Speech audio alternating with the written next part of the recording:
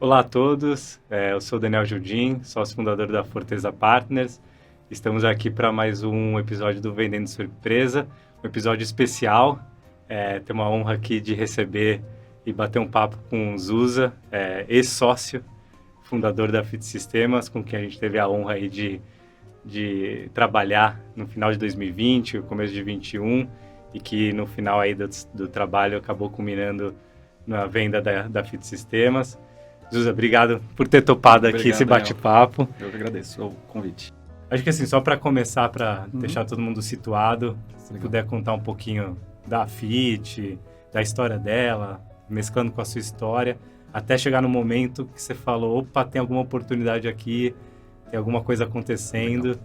E aí foi quando, né, eventualmente, você pensou na venda da empresa. Show de bola. Bom, comecei a Fit desenvolvendo software de ERP há muitos anos atrás.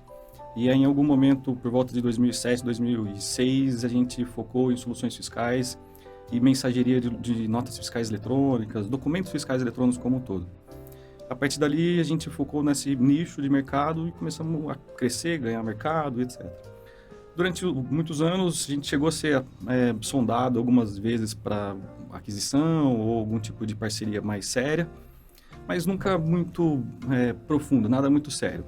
Até que um dia, depois de 17 anos já de empresa, apareceu uma oportunidade através de um parceiro, grande parceiro, e aí nesse momento foi quando esse parceiro mostrou interesse em adquirir a empresa. E aí a partir dali começamos então o processo de M&A. Legal. E em que momento, assim, entendo que você foi abordado com um viagem de parceria, Uhum. Em que momento você falou assim, opa, esse negócio está começando a ter uma carinha de, estão querendo comprar minha empresa e talvez seja o momento de eu contar com a ajuda de especialistas, de uma assessoria financeira aí para esse processo, se for para esse caminho de realmente do M&A, né? Legal. Em algum momento da parceria, a empresa tinha uma equipe inteira de M&A e aí a equipe de M&A me procurou. Quando essa equipe me procurou, eu percebi que realmente era uma proposta que poderia ser séria e poderia levar isso adiante. E me lembro exatamente como começou. Eles me mandaram uma folha, um documento Word mega simples com 8 ou 10 perguntas, não mais do que isso. E eu fiquei com essa lista de perguntas, tentando providenciar as respostas durante quase 30 dias. Depois de 30 dias, eu vi que eu não só não sabia responder as perguntas, como eu não tinha nenhum preparo para aquilo, né? Então, foi a hora que eu percebi que eu precisava de uma ajuda. Não só porque eu não ia ter tempo de dedicar aquilo, mas também porque eu não tinha conhecimento. Precisava de especialista para tratar com especialista. E aí, através de um amigo que trabalha no fundo de investimento, cheguei até o Denis, da Forteza, e aí foi quando eu contratei vocês aí para me auxiliar nesse processo todo. Sim, lembro muito bem das primeiras conversas. Lembro. E pensando já um pouquinho aí nas motivações, né? Assim, o empresário tem vários desafios ao longo do caminho e as oportunidades aparecem. Uhum. Mas vender a empresa no final é uma decisão de vida.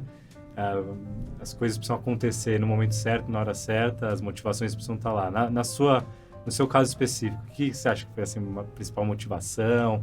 Oportunidade de mercado? Enfim, momento de vida? O que motivou você a realmente dar seguimento na conversa com a Sovos, né, que foi quem começou lá atrás e acabou sendo o comprador? Legal. Foram vários motivos. O momento de vida, né, por conta da minha idade em si, eu já tinha construído uma mega de uma companhia interessante. Uma conta que você tem que fazer sempre é quanto dinheiro que você vai fazer dentro da empresa e quantos anos você vai demorar para fazer o mesmo valor que você venderia a empresa. É uma conta mega importante de ser feita. E também eu sempre sonhei em algum momento em vender a empresa por conta do deal em si, do dinheiro e etc. Mas também por conta da minha idade, eu ainda tenho possibilidade de começar um novo negócio, construir outra empresa, vender de novo. Então, eu achei que foi um conjunto de fatores. O sonho de vender, o momento oportuno, o comprador naquele momento. Então, todas essas peças se juntaram naquele momento e criou o cenário, ambiente ideal para venda. Então, foram vários fatores, não um específico. Todos eles contribuíram bastante para motivar a venda. Legal. Às vezes os empresários, nossos clientes, eles têm essa é difícil ver todas essas peças se encaixando, né? E acho que no seu caso, isso eu consigo dizer, por ter vivido próximo de você, você teve essa destreza de ver todos esses pontinhos se enfileirando e falou, opa, é agora, senão um desses pode sair do lugar e eu perder esse time, né?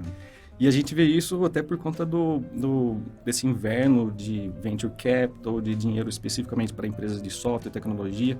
Então, o dinheiro secou. Né? A própria compradora da minha empresa parou de comprar empresas nos últimos 2 anos. Então, o timing foi também muito importante. Né? Então, vários fatores se alinharam num momento específico e aí sim, as condições estavam prontas. O ano de 2021 foi um ano muito agitado, bastante quente em termos de transações, principalmente para tecnologia software, né? No caso da Fit Systems, a empresa que você fundou lá atrás. Isso.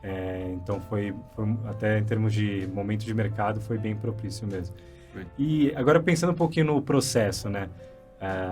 Lá no começo, quando você contratou a gente, os desafios que tinham para preparar a empresa, da negociação inicial com eles, da diligência, que dicas legais você daria para, eventualmente, quem está assistindo aí a gente, pessoas até do seu setor, né? Imagino que bastante gente de empresários do setor de software vão estar aí curiosos em entender, mas que dicas você daria, assim, para o processo, para ter um processo bem assertivo, um processo bem feito? Acho que o principal é ter um assessor. E vou contar o primeiro caso, assim, que foi importante para mim. Na primeiro momento que eles mandaram uma oferta, o número, né, para compra da empresa. A Forteza já tinha feito um valuation, já tinha um número na cabeça, mas eles falaram e mandaram uma proposta, uma carta de intenções lá. Na minha intenção, naquele momento, era aceitar na primeira. Fechava ali, deal, pode fechar, faz o cheque e vamos embora. E aí o assessor chegou para mim e falou assim, não, Zusa, calma, eles nem esperam que você aceite na primeira, tem uma negociação aqui. E aí eu me lembro que foi importante que, assim, só esse valor que subiu, praticamente mais do que pagou o assessor. Então, na primeira lição, já valeu a pena, né? Depois disso, a auditoria em si, de uma Big Four, é extremamente complexa, são perguntas e mais perguntas, muitos documentos que eventualmente não tem nada a ver com software, né, que eles pediram, e ter essa agilidade, esse conhecimento, esse know-how, acelerou muito o processo, né? Tanto que a nossa venda foi muito rápida, né? 7, 8 meses a gente fez a venda. Então, essa celeridade e o conhecimento de cada passo, o que ia acontecer, né? A cabeça fria de não aceitar a primeira proposta, as lições de que o deal só está fechado de fato na hora que assine o dinheiro na conta, nem um segundo antes disso. Então, foram várias lições aí durante esse período. Legal. E, assim, olhando para a preparação da empresa, né? Então, olhando para como que a gente preparou para os números, a apresentação dela, porque a gente chegou a falar com outros também, né? Outros potenciais interessados. Aonde você viu aí, nesse momento de preparação da empresa, pontos que, se você soubesse antes, você teria já tentado deixar já mais esquematizada ou mais preparada? Legal. Eu acho que, assim, uma coisa que a maioria dos empresários esquece um pouco é a contabilidade com a visão contábil.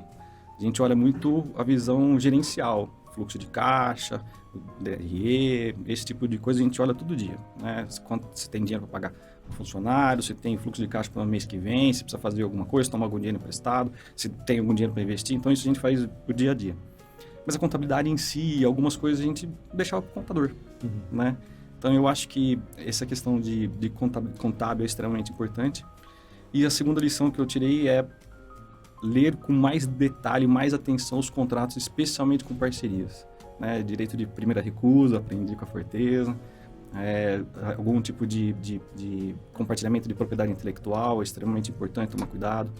Então, esses pontos, contratos, propriedade intelectual, contabilidade, são coisas que você tem que levar sempre. Não é no momento da venda, a vida toda da empresa. Porque a hora que chegar o momento da venda da empresa, você não precisa sair correndo para corrigir alguma coisa ou ajustar algum contrato, pedir algum waiver e coisa do tipo. Então, acho que a preparação, muito contrato, muito contábil, e também cuidar da empresa como um todo, né? Eu me orgulhava de nunca ter tido uma ação trabalhista na empresa, de nunca ter tido uma ação de cliente na empresa, que isso é muito relevante também para você poder vender mais fácil, vamos dizer assim. Sim. E aí, olhando um pouco mais para frente no processo, né? Quando fizemos a diligência, foi rápido, né? Obviamente, a gente tinha preparado bem a empresa para a diligência, mas aí entrou os tais dos contratos, né? Sim. Tendo sido o primeiro contrato dessa magnitude que você viu, né? Que pontos aí você ficou surpreso no início, aí você foi entendendo, e como que isso, eventualmente, você digeriu? Por exemplo, não competição, a questão do earnout, né? Como você encarou isso, questões de indenização, né? Indenizar o comprador por coisas que aconteceram no passado. O que você aprendeu e o que depois de um tempo você acabou digerindo, falando, não, entendi como isso entra aqui nesse bolo todo que a gente está negociando. Legal. Acho que o primeiro desafio foi o contrato que era em inglês. Verdade, né? 100% inglês. 100% inglês. Então, mesmo que você leia inglês, saiba falar, etc., ler um contrato completamente diferente. Né? Então, já começa o desafio aí. As questões de não competição, de não contratar ex-funcionários, esse tipo de coisas, são coisas que ficaram bem claro para mim desde o início. Houve uma negociação, questão de tempo, prazo, coisa do tipo, mas foi bem tranquilo de entendimento. Eu acho que, assim, em termos de contrato, a coisa que mais, em algum momento, me impactou e eu, honestamente, não esperava, era o famoso cash holdback, né? Cash holdback. Que é o dinheiro que a empresa segura para eventual ação trabalhista, de cliente, coisa do tipo, qualquer contingência. Então, durante essa negociação, eles calcularam, lá, a Big Four que nos analisou, calculou um valor enorme, que para mim, naquele momento, era no deal.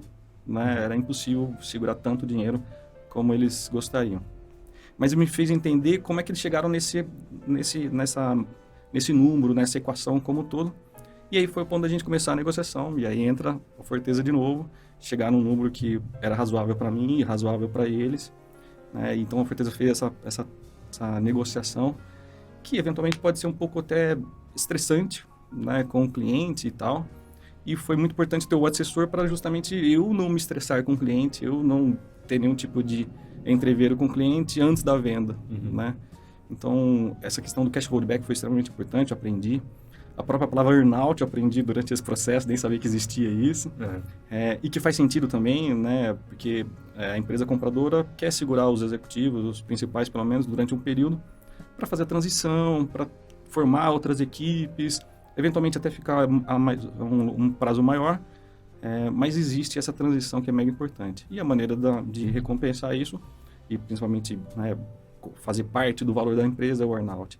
Então, acho que essas duas palavrinhas, cash holdback e earnout, foram duas lições mega importantes para mim. Sim. E a questão do cash holdback foi mega interessante por conta de tudo que eles apontaram de contingências. Então, na minha nova empresa, tudo que eu aprendi de como não fazer na outra, ou que eles apontaram como contingência, já estou fazendo certo nessa nova. Então, eu falo que eu fiz um MBA em 7 meses. Um MBA em M&A. A gente até tem um episódio no Vendendo Sua Empresa sobre earnout, né? E a gente sempre pondera bastante o earnout, porque, querendo ou não, você vendeu a empresa 100%.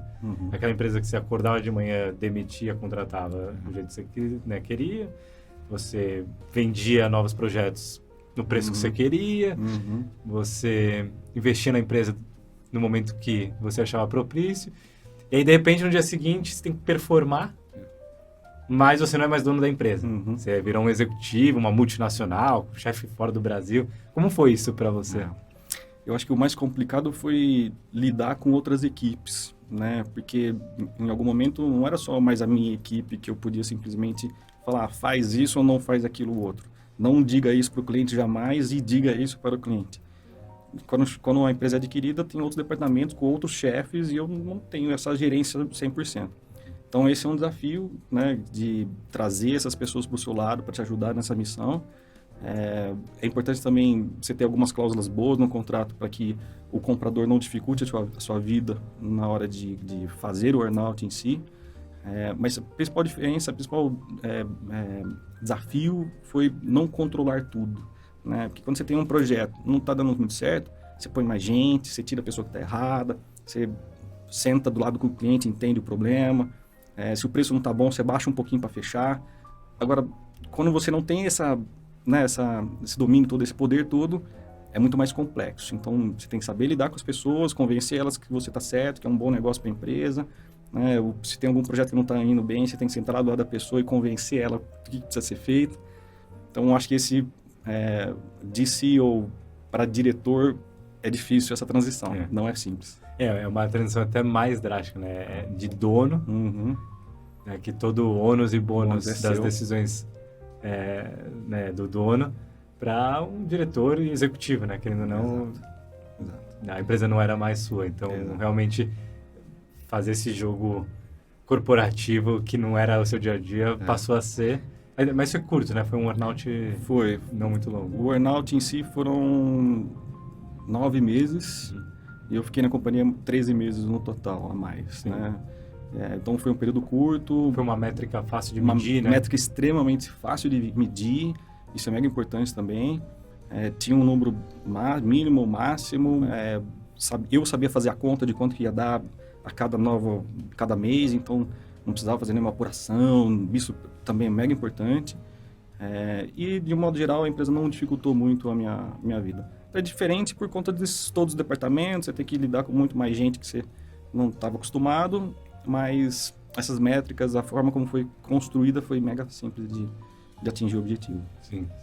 E agora, mudando um pouquinho de assunto, assim, como está sendo para você lidar com a venda dessa empresa, né? 17 anos, dono, fundador, né? Óbvio que a empresa teve vários estágios, né? Você sabe que ela não é uma linha reta, mas para você, assim, pessoalmente vender a empresa, virar um executivo por um tempo, aí tirar meio que um sabático, conta um pouco pra gente como está sendo esse pós, e lidou com aquele momento lá, que é um momento de mudança, e como que você vê aí, porque pô, super jovem, empreendedor, nato de tecnologia, não para por aí, né? Não para.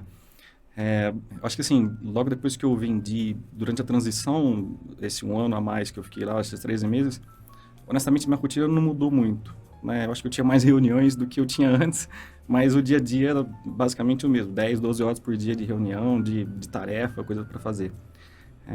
Eu acho que o maior diferença eu notei o dia que eu me desliguei completamente da companhia, que no dia seguinte eu não tinha um telefone para atender, eu não tinha um celular para apitar, eu não tinha um e-mail para responder, né?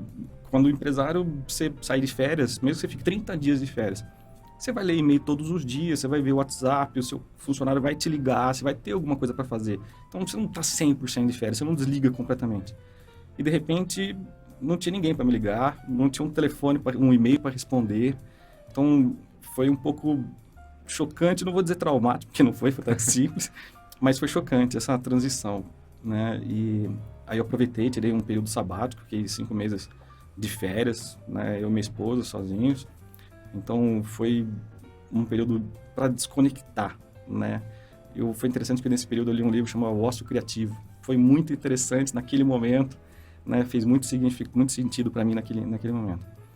Mas quando eu voltei para o Brasil, das férias, aí, dos períodos sabáticos, eu tava louco para começar de novo, fazer outra empresa, queria até programar de novo, enfim.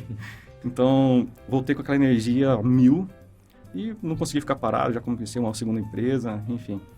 Vamos construir outro software, que é o que eu gosto de fazer, construir software, construir produto, vender, né, a minha área fiscal, que é a área que eu domino bem, ou tecnologia, no modo geral. Então, teve um trauma aí inicial, que é a primeira vez que eu consegui, de fato, desligar da empresa e não ter nenhum tipo de compromisso, não ter que acordar cedo para pagar uma conta, sabe assim? E também não me preocupar com conta para pagar. Outro ponto mega interessante. Você não se preocupa com a conta. Com conta, isso. Então, essa transição foi mega interessante. E quando eu voltei com um gasto total para começar outra companhia. E agora eu tô nela, enfim. Foi muito interessante. Legal. E acho que assim, olhando agora para trás, todo esse histórico aí da empresa, da venda, agora você, né, empreendendo de novo. Você já falou um pouquinho, mas assim, que dicas que você daria aí para empresários, para empreendedores novos que estão começando, para empresários que já estão aí um tempo no mercado, com essa visão aí da venda da empresa, enfim, esse paradigma de vender, né, a empresa, que às vezes é muito encarado às vezes como tô desistindo do meu filho, isso, né? Como você olha, né, que dica você dá para esse processo que é um processo muito longo, né? Para quem aí está ou começando já há um tempo na estrada.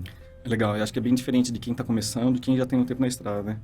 Eu acho que, assim, a maioria das empresas que eu vejo que estão sendo formadas, pessoal mais novo, um pouco do que eu, eles já nascem com essa cabeça de venture capital, de vender empresa, de fazer série A, B, etc. Eu, antes de vender empresa, não sabia nem o que era um venture capital, não sabia diferenciar um venture capital de um private equity. Eu não sabia, sei lá, sigla M&A eu aprendi durante esse período. Mas você vê hoje as empresas começando, a maioria já sabe, os sócios já leram tudo sobre isso na internet e já nascem bem preparados para vender, sem apego à companhia.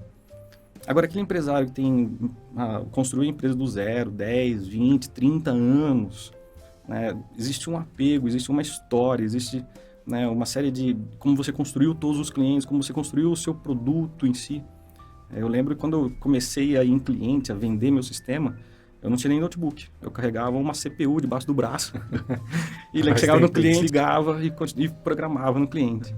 Então, pensar, no tempo que eu levava uma CPU para programar, depois até o momento que veio uma companhia americana querendo comprar a minha, foram 17, quase 18 anos. Então, é uma transição complicada de você se desapegar ao filho, né? Meu filho era o meu sistema, até porque eu não tenho filhos, né? Então, meu sistema era o meu filho, meus sistemas eram meus filhos. Então, esse apego é mais complicado para quem tem muitos anos de empresa. E eu vejo nessa turma nova aí, abrindo empresa, abrindo startup, eles não têm apego nenhum, vende, compra, tá tudo certo. Agora, quem está há muitos anos, construiu todos os clientes, construiu o sistema eventualmente, criou uma rede de relacionamento para poder vender os seus produtos, seus serviços, etc. É muito mais complicado desapegar do filho, né? De repente, ele pensa muito, puxa, se eu já trouxe a empresa até agora com 20, 30 anos, eu consigo levar mais 20, 30 anos, né? Então, e aí tem o timing da vida, né? Da sua idade, né? Você trouxe a empresa 30 anos, mas você já está com 60, 70 anos, ou você tem um sucessor, né? Ou está na hora de vender a empresa. Eu vendi a empresa com 43, né? Vendi a minha primeira com 43. Então, também tem o time de vida, esse tipo de coisa. Então, quanto mais tempo você tem a empresa, mais apegado você fica, mais ligado nas rotinas do dia a dia, né? Do que uma pessoa que começou a empresa agora, já está acostumada nesse mundo aí de venture capital, de série A, B, investimento, esse tipo de coisa. Sim. O apego, ele sempre vai existir, né? O que você falou, talvez os empreendedores mais novos já estão com essa cabeça menos... Acho que a geração mais nova já é menos apegada, né? A coisas. Então, mas o empresário aquele lá que fundou a empresa e tinha conta para pagar, tinha que dar certo aquilo lá porque não tinha série A, não tinha série B, não tinha essas coisas, acaba tendo um vínculo muito diferente do que, né, uma empresa que entra nesse track de venture capital, né? Então, é um apego grande. É um apego grande e, assim, com 20, 30 anos de empresa, você passou por crise, por vários governos, por todos os tipos de plano econômico. Então, isso te dá uma bagagem, né, de quando vem uma Covid, por exemplo, ninguém desesperar, né? Então, você aprende a usar o fluxo de caixa da empresa, porque você sabe que você não vai ter um dinheiro que vai vir do nada, né? Você olha a despesa no detalhezinho, você não tá... Você conta o cafezinho, quantas cápsulas de café você gasta na empresa. Então, é completamente diferente quando você cria a empresa do zero, sem dinheiro de fora, e sobrevive a todos os planos, todos os governos, todas as dificuldades. Eu ainda lembro no ano passado, sobre a eleição, eu falava, tanto faz quem ganhar, não vai mudar nada, vai ser ruim igual. Entendeu? Você tem que continuar pagando essas contas. Os desafios serão os mesmos, as coisas vão acontecer. Então, depois de 20, 30 anos, você cria uma casca de experiência, de como lidar com o desafio, você perde o medo, né?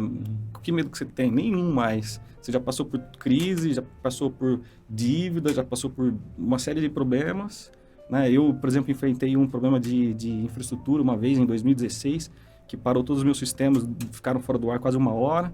Depois de passar por tudo isso, você se sente seguro e qualquer coisa que vier agora, você está preparado.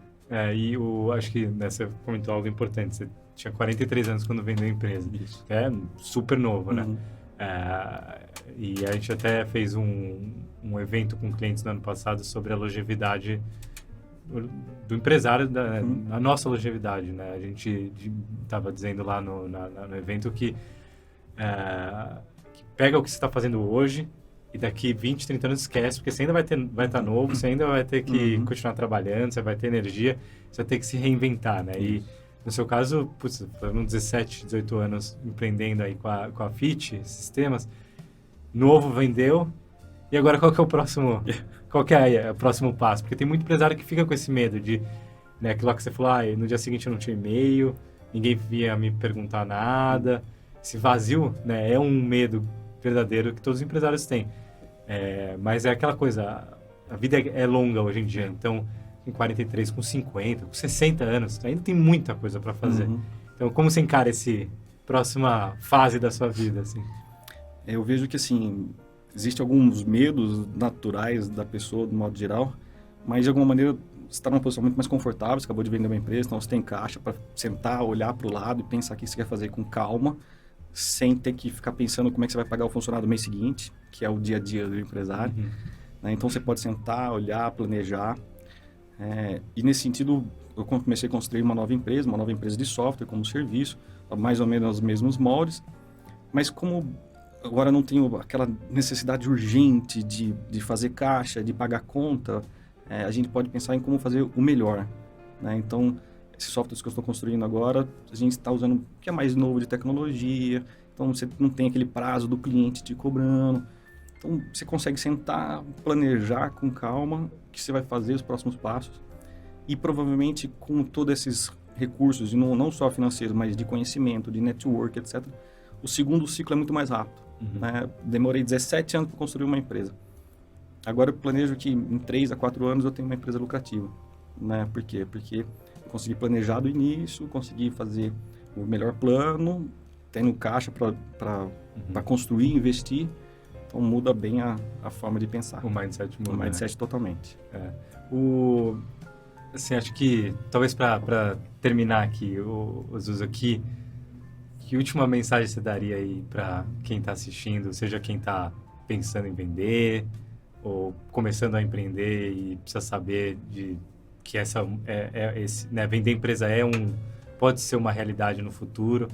Uma mensagem final assim para quem está vendo a gente. Eu acho que eu vou repetir algumas coisas que eu já falei. A primeira, tem um assessor.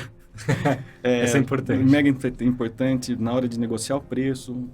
O assessor não tem apego pela empresa, está olhando o número, sabe qual é o potencial que você consegue atingir ou não. Você como empresário, às vezes, você pode superestimar ou subestimar a sua empresa. Então, eu acho que esse é um assunto mega importante. Toma bastante cuidado com todas as possíveis contingências da empresa para ter um cash holdback pequeno, né, ou mais razoável, vamos dizer assim. E toma bastante cuidado com todos os contratos. Eu acho que são os três pontos principais aí para uma venda de sucesso. E aí a questão do apego, aí é pessoal. Cada um tem que fazer a sua análise pessoal, se faz sentido, se tem um herdeiro para deixar a empresa ou não, se a empresa está dando lucro, se ela vai existir daqui 10 anos. Né? De repente, o seu business daqui 10 anos pode não existir. E se tiver alguém querendo comprar agora, é uma boa oportunidade de você vender. Então, acho que são os principais pontos que eu falei, acho que são os mais importantes aí. Diligência, o assessor e cuidar das contingências como um todo. Zuza, a transação da FIT também foi bem emblemática, pelo menos para a Forteza, porque ela foi uma transação quase 100% online. Sim. E quase, eu digo, 99% online. Eu lembro muito bem que a gente se conheceu online, todo o trabalho inicial foi online. E teve algum momento do processo que você estava em São Paulo, no escritório da FIT aqui, que você vinha de vez em quando, a gente se encontrou. E a próxima vez que a gente se encontrou de novo pessoalmente foi na assinatura. Exato. Como foi isso para você, essa coisa, essa distância online? Pô, será que está acontecendo? Será que vender empresa é assim mesmo? É que a gente fez isso em plena pandemia, né? Então, a gente começou a transação em agosto ou setembro de 2020. Em plena pandemia, eu nem estava mais em São Paulo, estava morando em Ribeirão Preto já. Então, 100% online, era reunião atrás de reunião, de sábado, domingo. Foi bem diferente, né? Até por conta do momento da pandemia. E eu diria que 99,99% foi feito online. A gente teve uma reunião presencial por um acaso e assim o dia da assinatura do contrato. Né? Eu ainda me lembro no dia da assinatura, todo mundo cheio de máscara, álcool gel para todo lado, né? Não tinha vacina na época ainda. Então, sim, impressionante como a gente conseguiu fazer 100% online. E o comprador estava nos Estados Unidos, então também facilitou um pouco esse conceito da videoconferência e tudo mais. Né? Verdade. Impressionante. Pra gente foi bem... Se a gente não tivesse aquela ocasião no meio do caminho que a gente se encontrou só para tomar um café, beber uma água juntos, não tinha nenhum tema específico, a gente teria feito tudo online. Sim. E a assinatura só foi presencial, mas para ser algo simbólico mesmo. Para tirar foto. Para tirar foto, porque no foi final... sempre assinatura digital em tudo.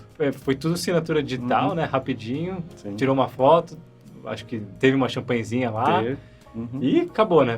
Foi um deal 100% online mesmo. Na Forteza foi, assim, o deal que mais foi online. Tiveram alguns outros, né? Porque a gente fez outros deals durante a pandemia, mas outros que tiveram mais encontros presenciais. O da FIT... Assim, se não fosse aquele encontro breve, teria sido tudo online. 100%. Empresa de tecnologia, né? A gente estava mega alinhado. É isso. Show de bola. Obrigado por topar o convite aí, bater o papo com a gente. Sabe que a gente gosta bastante de você, teve bons momentos juntos. Sim. Então, enfim, é sempre bom trocar ideia, figurinha com você. E estamos prontos para a próxima empresa se ligar para a gente e falar, gente, ó, chegou a hora da próxima empresa, vamos embora. Eu que agradeço o convite e logo eu vou te ligar, sim. Legal, bacana. Gente, esse foi o Zusa Carvalho, ex-sócio e fundador da FIT Sistemas, mais um caso de sucesso aí da Forteza, na venda da empresa dele para a Sovos. E continue acompanhando a gente nos nossos próximos episódios e vejo vocês nas próximas. Um abraço, tchau, tchau.